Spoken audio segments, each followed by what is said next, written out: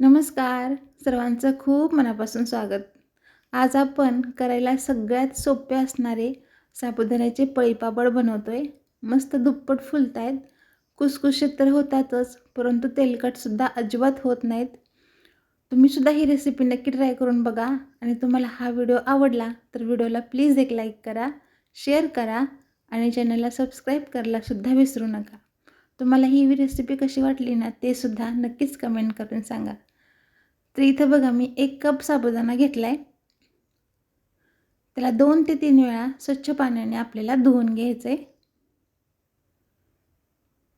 व्यवस्थित चोळून साबुदाणा आपल्याला धुवून घ्यायचा आहे. नंतर साबुदाणा भिजेल इतपत पाणी टाकून घ्यायचं आहे आपल्याला आणि 4 ते 5 तास साबुदाणा भिजवून घ्यायचा आहे.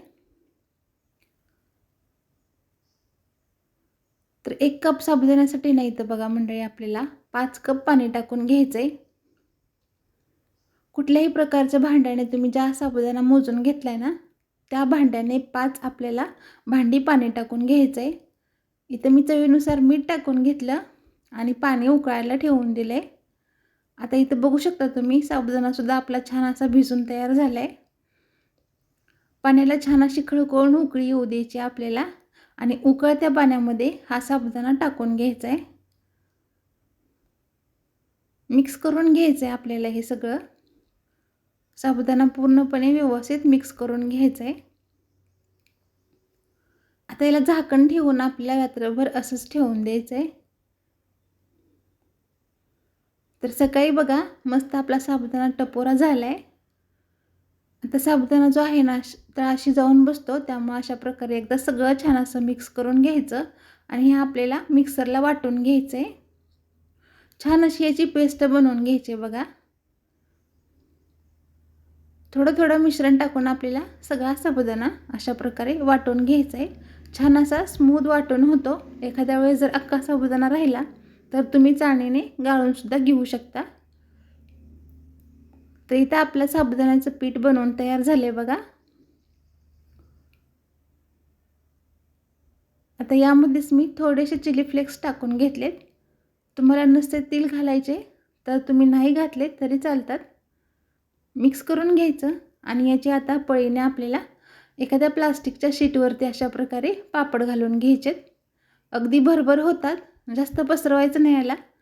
अगदी हलक्या हाताने पळीने थोडंसं पसरवून घ्यायचं. तर इथं बघू शकता पटापट आपले पापड बनवून होत आहेत. तर अशाच प्रकारे सगळे पापड आपल्याला घालून घ्यायचेत. दिवसभर सुकवायचं याला आपल्याला आणि नंतर संध्याकाळी पलटी करून घ्यायचेत आणि उन्हामध्ये आपल्याला 1 दिवस पूर्ण हे पापड वाळवून घ्यायचेत. तर इथं बघू शकता आपले मस्त असे पातळसर पापड वाळून तयार झालेत. तळून सुद्धा बघूया, मस्त फुलतायत बघा, अगदी दुप्पट फुलून तयार होत आहेत. बनवायला खूप सोपे आहेत, जास्तीचा वेळ सुद्धा लागत नाही. तुम्ही सुद्धा अशा प्रकारे पापड बनवून बघा. तुम्हाला ह्या रेसिपी आवडली असेल, हा व्हिडिओ आवडला असेल तर प्लीज एक लाईक करा, शेअर करा आणि चॅनलला सबस्क्राईब करायला सुद्धा विसरू नका.